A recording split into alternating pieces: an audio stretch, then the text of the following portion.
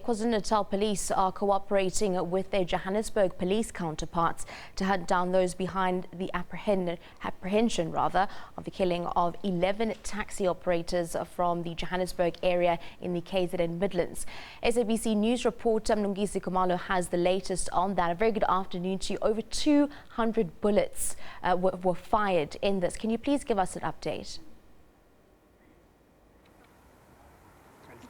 Well, what I can tell you is, Chantal, we've just gotten more information from the police. In fact, they said that the victims that have died, the 11 victims rather that have just died, were making their way to Johannesburg. In fact, these victims are part of the Ivory Park Taxi Association, which is in Gauteng.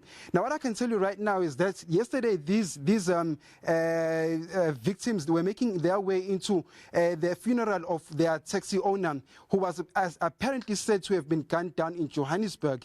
And now after the funeral, they made their way home. At around midnight yesterday, they were ambushed by unknown gunmen execution style. Now earlier on, we had an opportunity to interact and engage with committee members who just gave us a brief overview as what really transpired. In fact, some of them had said they have never seen such a brutal attack on a taxi before. Some of them said it was like being in a war zone. We spoke to an elderly couple in the area who said that as soon as they heard this gunfire for around 20 minutes, they fled out in the area and never came back until this morning. And another neighbor that we also spoke to earlier on in the same place of Colenso, he said that they've never seen such a brutal attack. In fact, they literally watched through their windows as these unknown assailants gunned down these people execution style. We then asked them how many of these people were there. Of course, they had no idea because they said that they were hiding in the bushes. We then asked what sort of ammunition or guns were used. One of the people said it was R5. In fact, we also confirmed with the police that they use R5 rifles in order to attack these passengers. And what we can tell you as well is that in the same taxi as well, there were survivors. Some are said to have been very critically injured. We do not know whether this was one of the drivers or some of the passengers. What we can also tell you is that the funeral at which they were attending, it was a funeral of a taxi boss as well. We also had an interaction with the MEC in the province of Transport and Safety, Mr. Mlungisi, and of course we posed a few questions to him. I mean, in the past he's always said that government was doing its utter best in order to curb the ongoing taxi violence in the province. We then asked him, is government doing enough? Is government looking at itself in the mirror in order to curb the ongoing taxi violence, both in the province as well as throughout the whole entire country?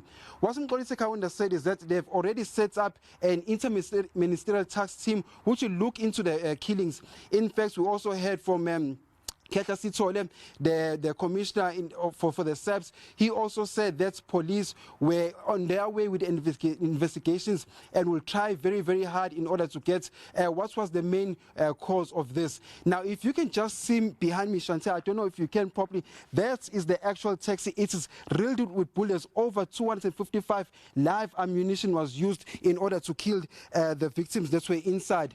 And I made my way around the taxi just trying to inspect as to how badly the damage was, and what I saw was very shocking. Even right now as I'm talking to you, you can actually see the blood dripping when you look closer inside. Another interesting thing is that some of the passengers that were inside apparently are alleged to have been drinking, because if you can look closer into the car, you can see empty bottles of liquor and alcohol. Over back to Studio, Chantal.